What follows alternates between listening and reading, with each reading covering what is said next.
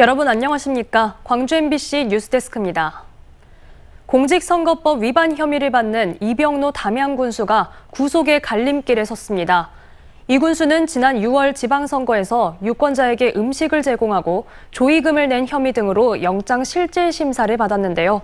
현장에 나가 있는 취재기자 연결합니다. 임지은 기자, 오늘 이 군수에 대한 구속 여부가 결정됐습니까? 네, 이병로 담양군수의 구속 여부에 대한 법원의 결정은 아직 내려지지 않았습니다. 밤 늦게 11시쯤 나올 것으로 예상되고 있습니다. 오늘 오전에 열린 구속 전 피의자 신문에서 선거법 위반 혐의를 놓고 소명 절차가 길어졌던 만큼 재판부가 영장을 발부할지 고심하고 있는 것으로 알려졌습니다. 영장 실질심사에 앞서 이 군수는 잘 소명하겠다는 뜻을 기자들에게 강조했습니다. 식사 제공한 혐의 인정하십니까? 법원에서 잘 소명하겠습니다. 변호사 대리선임 인정하십니까? 잘 소명하겠습니다. 법원에서. 이 군수는 지난 6일 지방선거 운동 과정에서 주민 80여 명에게 음식을 제공하고 지인 가족상에 조의금 20만 원을 내는 등 불법 기부 행위를 한 혐의를 받고 있습니다. 또 참고인 조사 과정에서 주민들의 변호사를 대리선임해준 뒤 변호사비를 대납한 혐의도 추가로 적용됐습니다. 광주경찰청 반부패 경제범죄수사대는 증거인멸 우려가 있다며 이 군수에게 사전 구속영장을 신청했습니다. 이 군수는 조의금을 전달할 부분만 인정할 뿐 변호사 선임료 대납 등 대부분의 혐의를 부인하고 있는 상황이어서 재판부가 구속을 판가름하는 기준 중에 하나인 증거인멸 우려에 대해 어떻게 판단할지 주목받고 있습니다. 네, 6일 지방선거 이후 광주 전남 단체장에 대해 구속영장이 신청된 건 이번이 처음인 거죠? 네, 맞습니다. 만일 이 군수에 대해 구속영장이 발부되면 민선 8기 현직 자치단체장이 구속되는 첫 사례로 기록됩니다. 현직 단체장은 아니지만 주민들에게 명절 선물을 돌린 혐의로 이승욱 전 강진 군수가 지난달에 구속되기도 했습니다. 광주 전남 지역에서 6일 지방선거와 관련된 공직선거법 위반 사건은 모두 160여 건에 이르고 있습니다.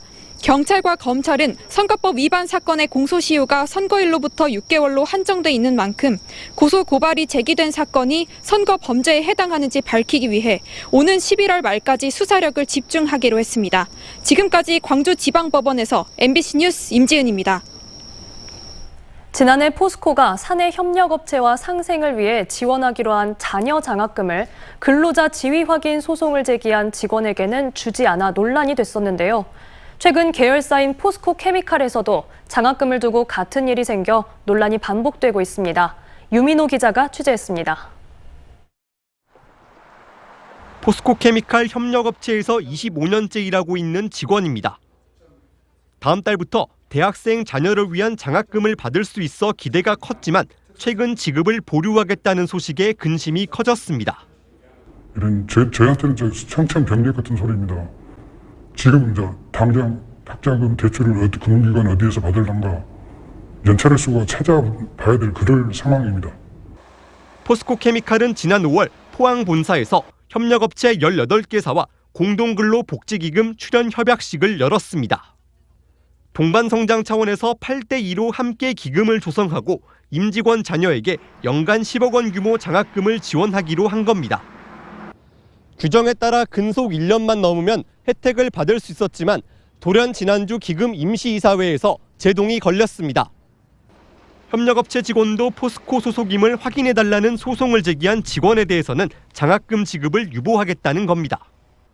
지난 3월부터 법적 다툼을 시작한 포스코 케미칼 협력업체 직원은 광양에 있는 3개사, 노동조합원 총 172명입니다. 상생이란 기금 설립의 취지를 이행할 수 있는지 우려된다는 건데 두 노조는 장학금 지급을 틀어지고 소송 취하를 압박하려는 의도라고 주장합니다. 노동자로서 정당한 권리를 찾기 위해서 소를 제기했던 거였고 조합원들은 좀 많이 흔들리고 있죠. 당장 학자금이라는 부분이 돈이 크기 때문에. 포스코 케미칼 측은 협력업체로만 구성된 기금협의회가 결정한 사항으로 특별히 내놓을 입장이 없다고 밝혔습니다. 한편 지난해 같은 논란이 벌어졌던 포스코도 아직 사내협력업체 직원 300여 명에게 장학금을 지급하지 않은 것으로 전해졌습니다. MBC 뉴스 유민호입니다. 한국과 중국이 수교를 맺은 지 올해로 30년이 됐습니다. 하지만 윤석열 정부 들어 한미동맹 강화에 모든 역량을 쏟아부으면서 중국에 대한 전략은 보이지 않는다는 평가가 나오기도 하는데요. 중국은 광주 전남에게도 중요한 파트너로 자리매김하고 있어 광주 전남 지자체의 대중국 정책이 더욱 중요해지고 있습니다. 보도에 송정근 기자입니다. 광주에 중국 주광주 총영사관이 문을 연 지 올해로 15년이 됐습니다. 주광주 총영사관은 광주 전남북에 거주하는 중국인을 보호하고 중국 입국 비자 발급과 교류 사업 추진 등의 업무를 하고 있습니다. 우리나라에 있는 중국 총영사관 3곳 가운데 하나가 광주에 위치하고 있는데 중국과 광주 전남은 정치, 경제, 문화적으로 전략적인 동반자 관계를 유지하고 있습니다. 2만 2천 명의 중국 교민이 살고 있고 4,600여 명의 중국 유학생들이 여기 와서 공부하고 있습니다.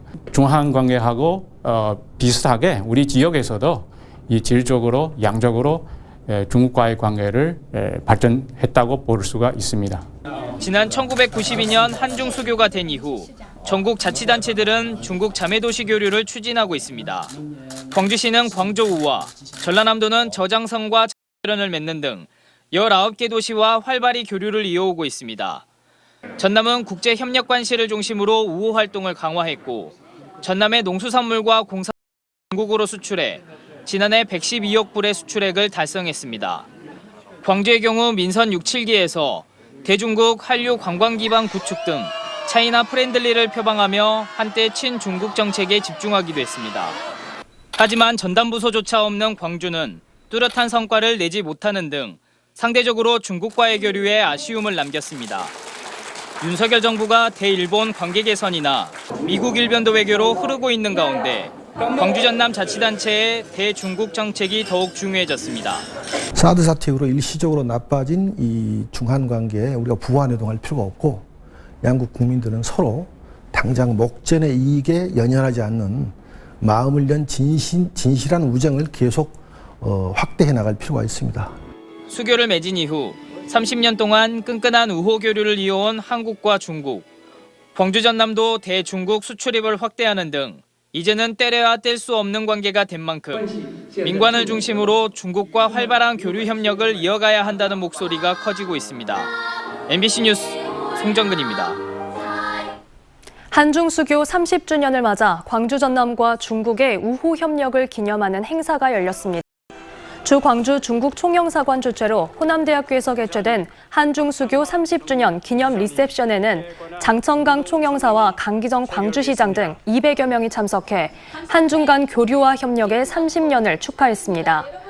이 자리에서 광주 MBC는 정율성 동요제를 통해 한중 어린이 문화교류에 이바지한 공로로 주한 중국대사 감사패를 받았습니다. 앞서 언급된 정율성 동요제는 작곡가 정율성 선생의 예술혼을 기리는 자리죠. 광주 출신의 작곡가 정율성 선생은 중국 3대 음악가로 추앙받고 있습니다. 한중 어린이 문화교류의 장으로 자리매김한 정율성 동요제, 그 지나온 발자취를 영상으로 재구성했습니다. 우리의 생활 행복해요. 공부하는 우리 즐거워라. 고마워요. 사랑하는 우리 조국. 아름다운 학교를 세워줘. 도시와 시골 어디서나 친구들 모두 공부하네.